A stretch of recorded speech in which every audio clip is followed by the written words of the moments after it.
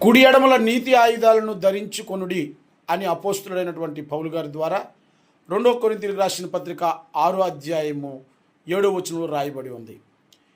ఎడమవైపు కుడివైపు రెండు వైపుల ఒకవైపు వాక్యము ప్రకటించడం అను ఖడ్గము, ఇంకొక వైపు దైవశక్తి వెడలి వెళ్ళడం, దైవ ప్రభావం బలం మనలో నుంచి వెళ్ళడం.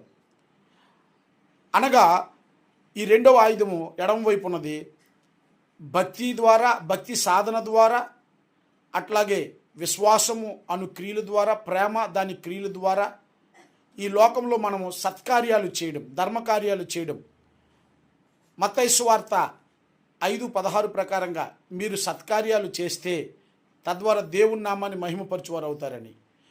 మన ఒకవైపు దేవుని వాక్యం ప్రకటిస్తూ ఇంకొక వైపు దేవుని వాక్యానుసారంగా జీవిస్తున్నటువంటి జీవితమే ఈ నీతి ఆయుధాలు. వీటిని ధరించి